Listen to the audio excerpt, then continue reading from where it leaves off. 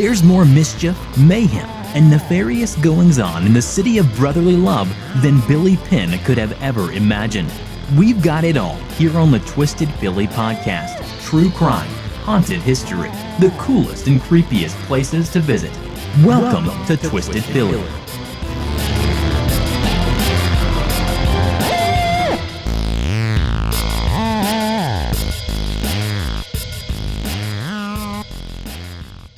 Hey Twisters, what up? Welcome back to Twisted Philly, The Good Doctor Part 2.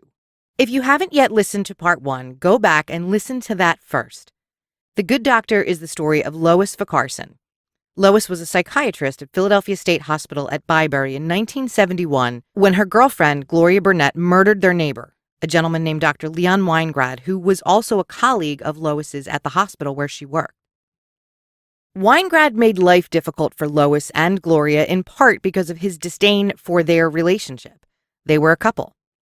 Whether they were at work or at home, Weingrad spread his negativity about Lois and Gloria, including complaining to their superiors at Byberry about their romantic relationship and about Lois Vacarson's abilities as a psychiatrist.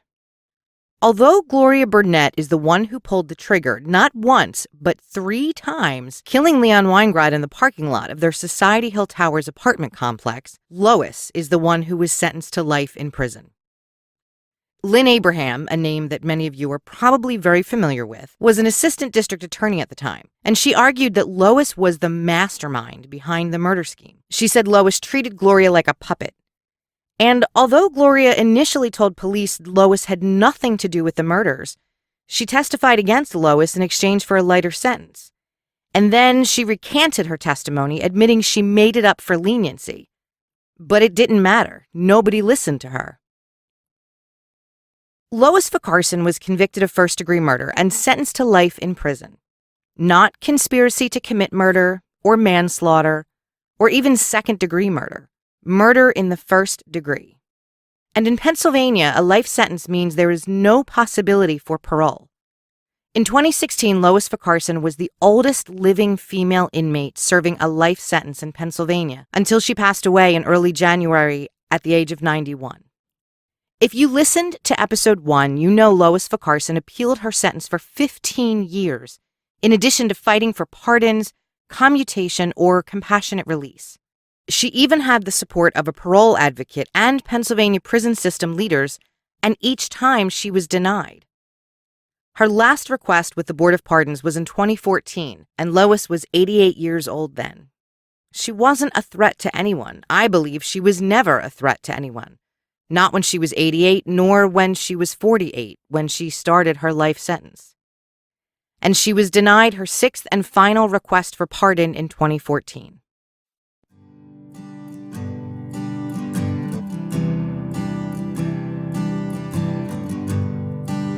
Through my research about Lois Vacarson's case, I learned about organizations in Pennsylvania that promote education and awareness about rehabilitation and reconstruction within our prisons, and advocate for the improved qualities of life for inmates serving life sentences in our state. This is what I love about hosting Twisted Philly: unexplored territory. I'd never heard of Reconstruction Inc. or Fight for Lifers before researching Lois Vacarson's case. I'd seen a video on YouTube. It was a TEDx video featuring a group called the Lady Lifers. It was something I watched, and it was a beautiful, powerful song, but I hadn't given it much thought beyond that. Like the story of Sylvia Segrist, my thoughts and opinions became open to so many other options. Now, I'm not trying to change your mind about the prison system in Pennsylvania with this episode, or in any other state for that matter. I'm not trying to get you to reconsider how you feel about inmates serving life in prison. I've never lost someone to gun violence or murder or at the hands of someone else. So it's easy for me, in a way, to be open-minded to perspectives I hadn't considered before. And that's what this episode is about. I want to share with you what I learned about these organizations and how my perspective has changed. What I realized through learning about the group, the Fight for Lifers, is I needed to listen more.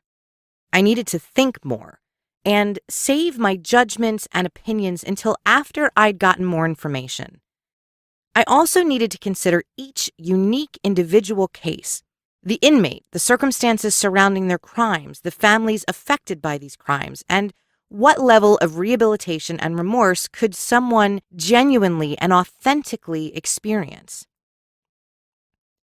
I'm not suggesting every inmate serving a life sentence in our country, and especially in Pennsylvania, deserves compassionate release or special treatment or even a pardon. I am suggesting there may be more to the stories we see in the headlines. Not every story, not every inmate, but some, even if it's just one. And in the case of this story, that one person was Lois Carson, who led me to learn more. So how did I find out about the Fight for Lifers? Well, I was on social media, I was on Facebook to be exact, reading about Lois Carson's memorial service, and that's how I found a woman named Ellen. I'm skipping her last name, not at her request, but it's just something I feel I need to do. Ellen manages a social media page for a woman named Sharon Wiggins. Sharon was a lifer at Muncie State Correctional Institute, and she was the woman who brought Ellen to the Fight for Lifers. As I mentioned in part 1, the Fight for Lifers is an offshoot of the organization Reconstruction Inc.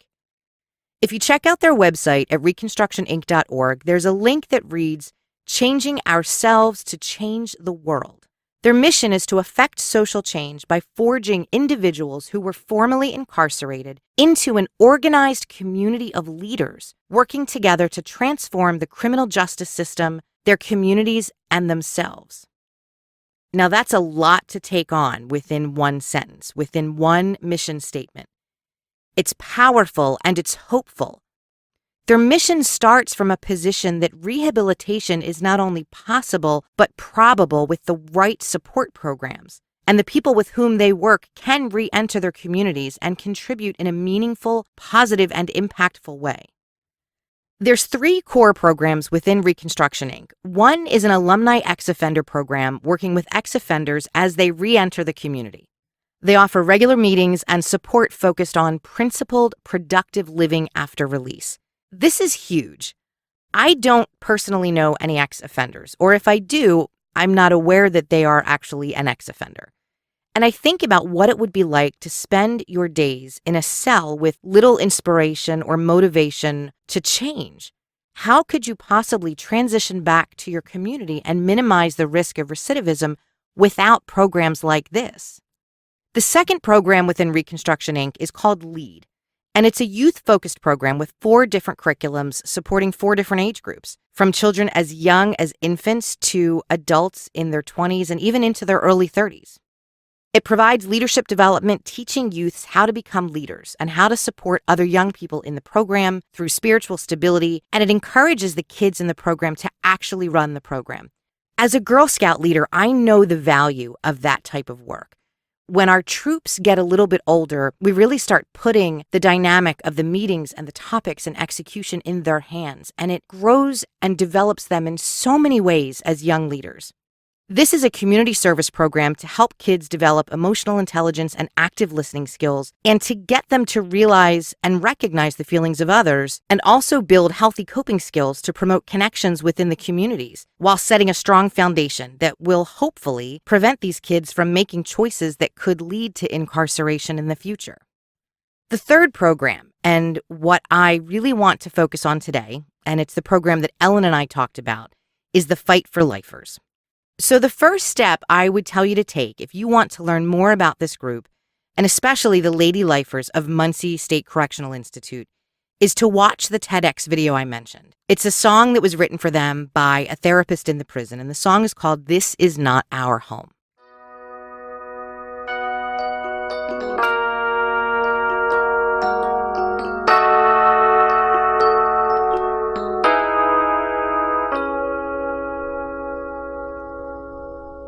I'm a woman, I'm a grandmother, I'm a daughter, I have a son. I'm not an angel, I'm not the devil. I came to jail when I was so young.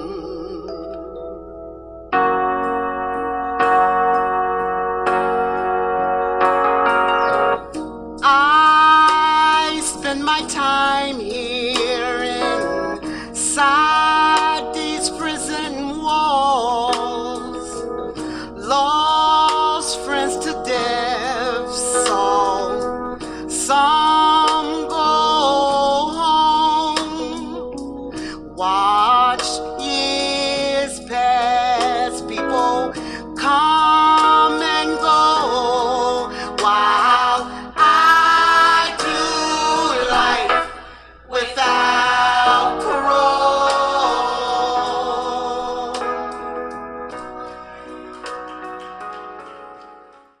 In the state of Pennsylvania, only 2 women sentenced to life sentences received commutation, and that was back in 1989, so almost 30 years ago. It is highly unlikely, even with rehabilitation, good behavior, working to help fellow inmates, that any woman serving a life sentence in this state will ever leave Muncie. When I spoke with Ellen, I wanted to give her some insight about Twisted Philly and how I look at stories like this. And I thought the best way that I could accomplish that was to tell her about the Ms. Rambo episodes, the story of Sylvia Segrist. Yes, Sylvia murdered 3 people, injured 7 others. And yes, Sylvia was in a complete schizophrenic breakdown that her mother anticipated and begged for help from the police, from the state, from medical and legal professionals to prevent. I wanted Ellen to know I was someone with an open mind, someone who was willing to listen even if at the end of our conversation our opinions differed. But I found out we were more aligned than I initially expected. Hi, Dina. How are you? I'm doing well. How are you? Okay. Thank you so much for making time to talk with me. No You're probably problem. like, I get this random email from a stranger, and I really appreciate you know what? it. It happens all the time. My first question for Ellen was really just to understand how she came to work with the Fight for Lifers. And as I mentioned at the top of this episode, it was a woman named Sharon Wiggins. Getting to know Sharon, her case, and her life at Muncie that compelled Ellen to work with the Fight for Lifers. Back in 2011, when Sharon Wiggins and I reconnected after a brief period of traditional letter correspondence back in 97, I had time to research who she was when she wrote to me again in 2011, because we have the internet. And so I started seeking and researching information about juvenile life without parole in Pennsylvania because she was a juvenile lifer, and I needed help understanding this, and not only for myself, but how to teach my community here in New Hope about this situation with sending juveniles to die in prison. And so I happened upon Reconstruction Inc., and one of their domains is Fight for Lifers. So I reached out, I called them, and I ended up speaking with William Goldsby, who is the creator of Reconstruction Inc. and Fight for Lifers. So William was really, really nice and really, really patient, and we had great conversations about juvenile life without parole. And I ended up organizing a community meeting here in Silbury about juvenile life without parole with the idea of sharing the story of Sharon Wiggins with my community. That was back in 2011. So the community meeting in Silbury happened in 2012. Ellen really fell into this. Through her correspondence with Sharon Wiggins, she wanted to better understand the process for juvenile life sentences in Pennsylvania. Now, our state is one that has mandatory sentencing guidelines, meaning regardless of whether or not a judge wants to use his or her judiciary discretion when it comes to sentencing, they can't. Certain convictions in Pennsylvania have mandatory life sentences. Sharon Wiggins, the inmate Ellen talked about with me, passed away in March 2013 in Muncie at the age of 62. She entered prison at the age of 17, and when she passed, she had been the longest-serving female lifer in the state. She'd served 45 years of a life sentence at that point. Besides our rolling green hills and our history and reputation as the birthplace of our nation, Pennsylvania has the unique reputation of sentencing more youth and juvenile offenders to life than any other state in our country. Yeah, I intentionally paused for a good long while to let that sink in. We send more kids to prison for life sentences than any other state in the U.S. In 2012, the U.S. Supreme Court ruled mandatory life sentences without parole for juveniles were unconstitutional. According to the Juvenile Law Center blog, Perusing Justice, Sharon Wiggins was one of approximately 500 juvenile lifers in Pennsylvania waiting for the Pennsylvania Supreme Court to act on that ruling. But she died before she got an answer. To give you a little background on Sharon Wiggins, she grew up surrounded by poverty and neglect. She suffered child abuse, and these environmental circumstances shaped Sharon into the teenager that she became. In 1968, she made a terrible choice. She agreed to join 2 other local teens and rob a bank. As a result of that choice, a 63-year-old man died at her hands. She did not intend to kill anyone that day. She did intend to rob a bank, which obviously is a crime, no doubt. And if you bring a gun with you while you're committing a crime, that adds another layer of guilt, intent, and complexity to your actions, as well as your sentencing. Sharon murdered someone in the execution of a bank robbery, so she was sentenced to life in prison without the possibility of parole. Sharon is an example of someone who repented for their crimes, someone who focused so much on rehabilitation, recovery, and paying it forward. She earned a degree from Penn State while she was in prison, which I realize may have some of you yelling at me asking, why does she have the right to earn a free degree if she's in jail for murder? That's a good question. And like I said in part 1, my feelings change sometimes depending on the case I'm researching. Sharon was a role model and a mentor to fellow inmates. With her degree, she was able to tutor inmates so that they could earn their GEDs. She advocated for women who were raped by prison guards, and she ran a program to help parole violators get their act together. She wasn't just helping fellow lifers. She was helping fellow women, those serving life sentences, and those who would eventually rejoin their communities as ex-offenders. She ran programs to make sure the women who would get out would become productive, contributing members of their community. What struck me about what I learned about Sharon was the level of remorse she felt for her crime. As an adult, she was able to look back at the horrible choices she made that landed her in prison, regardless of her circumstances as a child. Sharon was quoted as saying the sorrow she felt over the death of George Morlock and the pain she caused his family ate at her every day like cancer. I can understand why Ellen was moved by Sharon Wiggins, moved by her story and the work Sharon did while in Muncie to help rehabilitate fellow prisoners. I can understand why she was compelled to work with Reconstruction Inc. and the Fight for Lifers. Talking about Sharon with Ellen led to a discussion specifically about juvenile lifers, and I wasn't entirely clear on what the state of Pennsylvania considers a juvenile lifer. No, they're under the age of 17, and there's no minimum age cutoff. It could be 14, it could be 13, whatever, 12. There's no minimum. The maximum is 17 years old. So Fight for Lifers, at the time, had 3 educational components. They were juvenile life without parole, commutation of a life sentence, and post-conviction relief act, which is how prisoners can get back into court after their conviction is final. And recently they've added 4 more educational initiatives, and they've added women lifers, the elderly, compassionate release / medical transfer, and the mentally ill. So now we have 7 educational initiatives, and I am now the secretary of Fight for Lifers.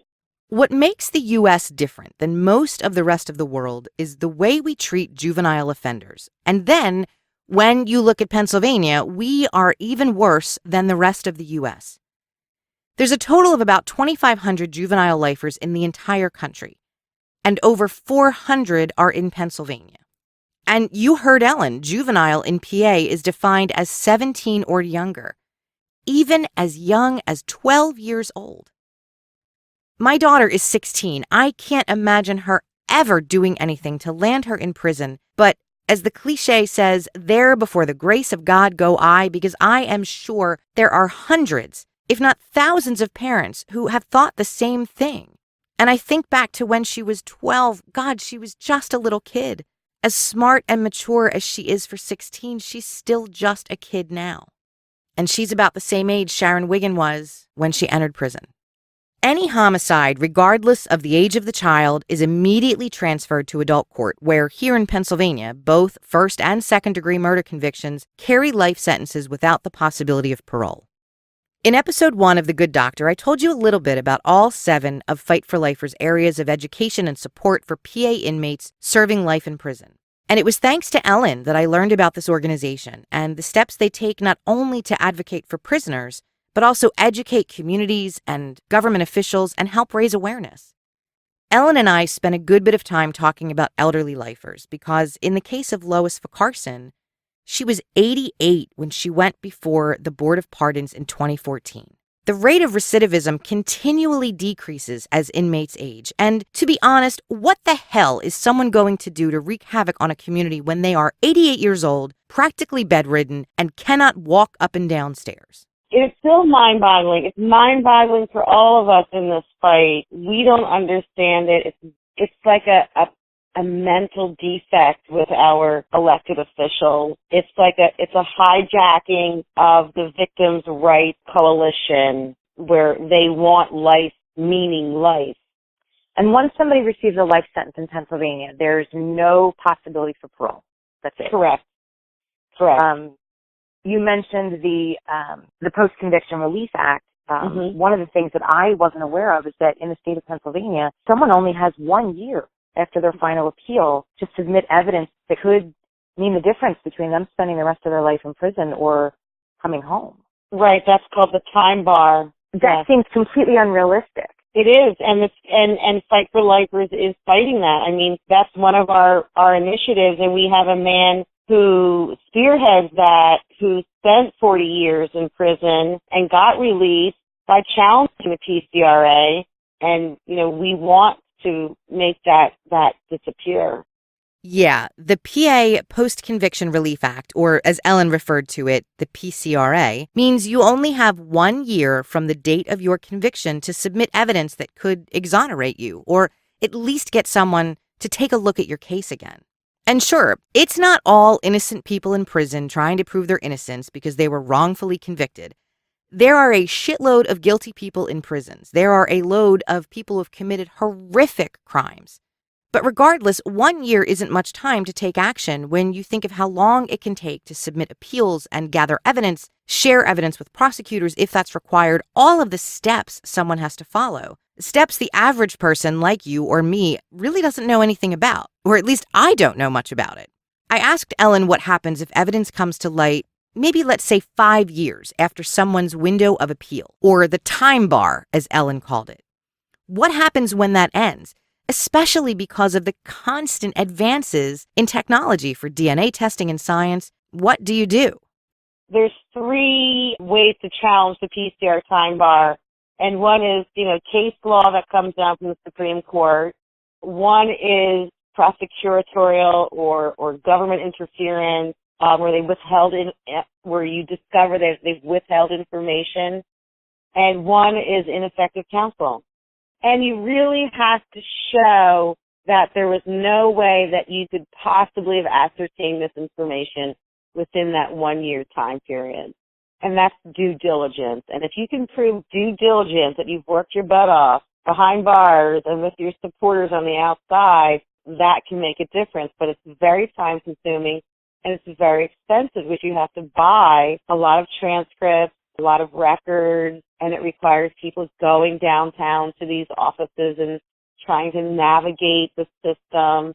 And family and friends often have no idea how to navigate that. So for a prisoner to have a supporter who will go the mile for you, or the mile, is few and far between.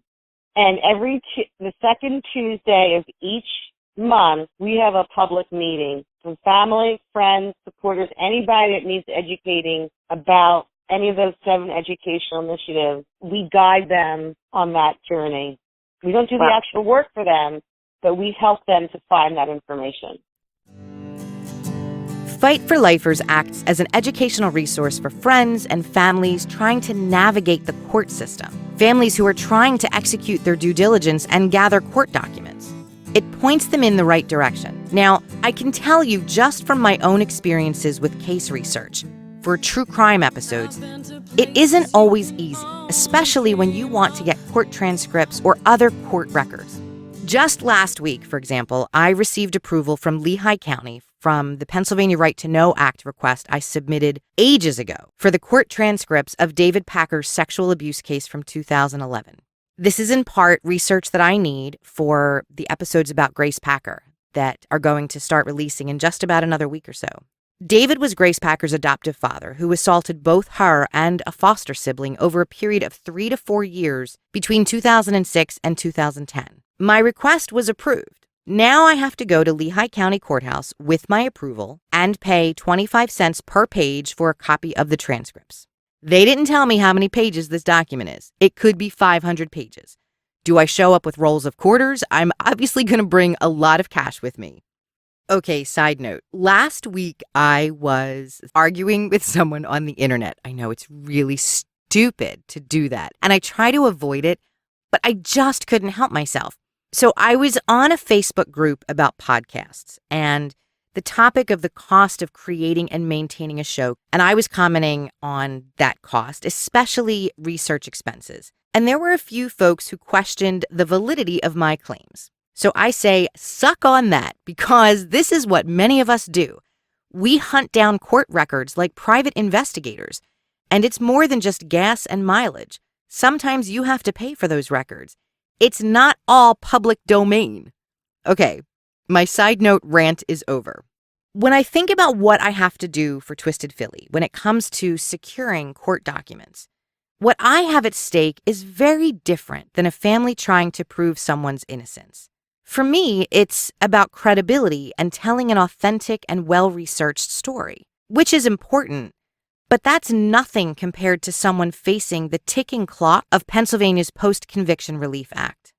Ellen and I talked about the challenges of elderly lifers, the annual cost of supporting inmates serving life sentences, and, of course, the unique challenges faced by women lifers. Out of over 5,000 inmates serving life sentences in Pennsylvania, only 200 are women. And I can tell you that 50% of the 200, give or take, women lifers, 50% are over the age of 50. And according to the Department of Corrections, 50 years is geriatric. That's when health declines, and that's when costs go up, and that's when recidivism goes down. For healthy young lifer, it's $48,000, and there could be some more costs that haven't been uncovered yet. So you're looking at a minimum of $48,000 at the beginning of a life sentence of a healthy person. And we have about 5,100 lifers. 200 of them are women. Only 200 lifers are women. It's such a small population of the prison system in Pennsylvania, and I wondered if our correctional facilities in this state are really equipped to support female inmates. I asked Ellen about services that might be available to these women, and she said not many. It's a real problem. We're talking sexism, discrimination. These women lifers are truly marginalized, truly locked away and forgotten. Currently, Fight for Lifers has funding to do a program at Muncie where we would be taking a curriculum that William Goldsby designed, where we will be training the lifers about how to create community capacity building to women who have a release date, so that when these women can get out, who are not lifers, they can go back to their communities and learn how to be effective members of an organizing body.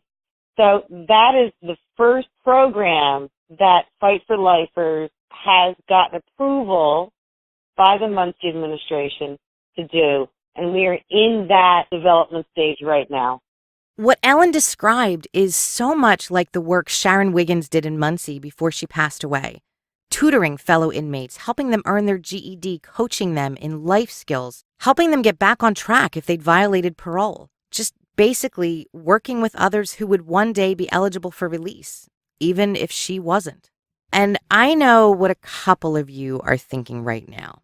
Those of you who know me very well, like Heather, Jen, and Meredith, Stacy, Jackie, a few others that I might not have named. You're thinking Dina wants to go to Muncie and provide coaching and development to these women. And you would be right.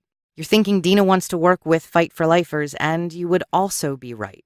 I haven't yet figured out how I'm going to do that, let alone find the time, but I'm going to start small. While Ellen and I talked, she mentioned the meetings with Fight for Lifers, and right now they're looking for someone to design a flyer for them about an educational initiative. That's something I know how to do. And I'm planning on attending a meeting in the near future so I can meet Ellen, continue learning about the programs that Fight for Lifers offers, and the Lady Lifers at Muncie, and maybe design a flyer for their organization.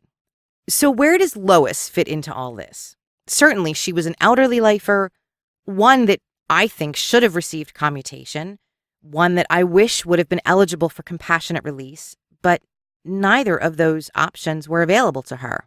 it was her story that led me to you. And, looking at pictures of her as an 80 to 90-year-old woman, it was incredibly sad. Yeah, it is. It's incredibly sad. It's tragic. It goes against any kind of sense of morality in whatever religion or God or not God you believe in. There's absolutely nothing moral about what they did to Lois Carson. Lois passed away in January of 2017. She was in Cambridge Springs, a facility north of Pittsburgh that had better resources, sure, but was far away from the women with whom she'd lived half her life. Ellen had a chance to visit Lois before she died. While she was visiting the Cambridge Springs facility, she was there to meet with lady lifers and talk with them about the programs offered by Fight for Lifers and encouraging them to apply for commutation.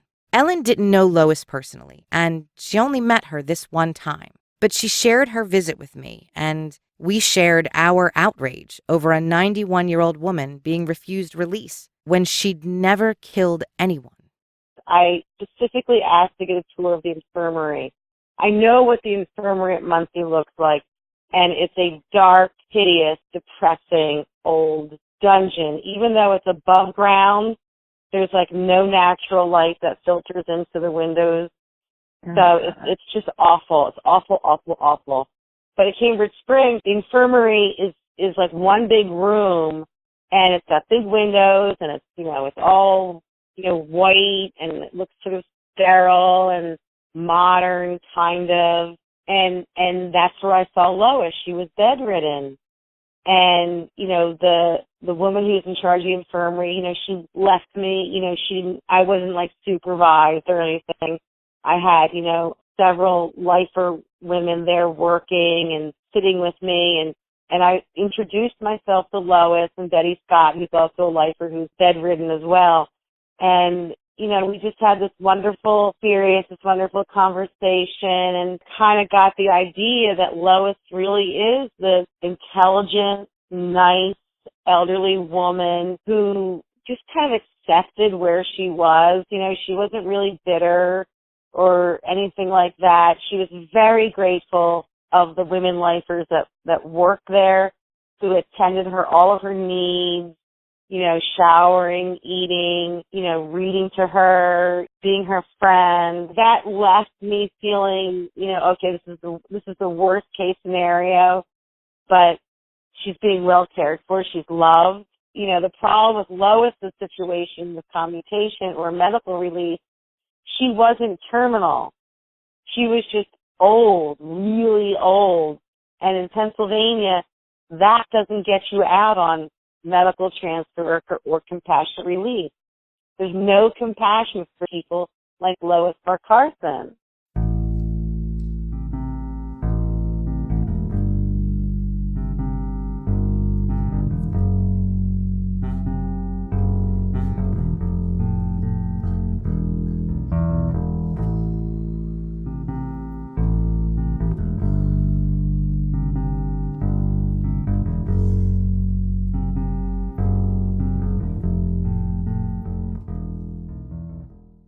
Lois Carson's story will stick with me long after this episode ends.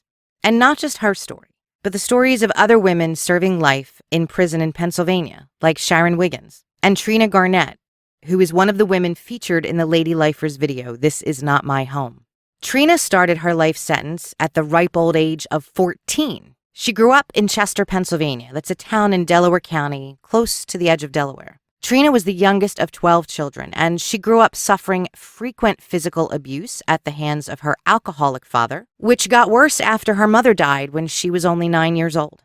Trina suffered from developmental issues and mental illness. She was diagnosed as schizophrenic and was even institutionalized between the ages of 11 and 13 before entering Muncie State Correctional Institute when she was only 14. Why was Trina sentenced to life in prison? She was playing with fire, literally. She and another child were seen setting a small fire near a building in Chester. And unfortunately, the fire got out of their control. It spread and engulfed the building, and it burned for 2 hours before firefighters could put out the blaze. Tragically, 2 young children were killed in that fire, 13-year-old Brian Harvey and his 6-year-old little brother Derek. And since this is Pennsylvania, and homicide means automatic classification as an adult crime, Trina's case was transferred to adult court. She was convicted of arson among a number of other charges, including second-degree murder, which, again, in Pennsylvania, carries a mandatory life sentence. The judge who oversaw Trina's trial said this was the saddest case he'd ever handled, even though she was found incompetent to stand trial multiple times due to both her mental illness and developmental issues. Once she was convicted, there was absolutely nothing the judge could do to intervene with her sentence. Now, I'm not suggesting the lives of those 2 little boys who died in that fire don't deserve someone to pay for that. But Trina's actions weren't an intentional homicide. She had a low IQ, she had severe mental illness and schizophrenia, and at 14, with both of those issues, it was as if she had the mental acumen of a much younger child, yet she received a life sentence. She accidentally started a fire that got out of control. Pretty soon after Trina entered Muncie, she was raped by a prison guard and had the baby in jail when she was just about, 15 or 16 years old. Eventually, one of her older sisters won custody of the baby and raised him on her behalf. By 2012, when Trina was 50 and had been in jail for 36 years, she developed MS and was confined to a wheelchair. She was moved to Cambridge Springs, the same facility where Ellen visited Lois Carson last year, but it was so far away from Trina's family, who'd relocated to Harrisburg to be close to her, that Trina asked to be transferred back to Muncie.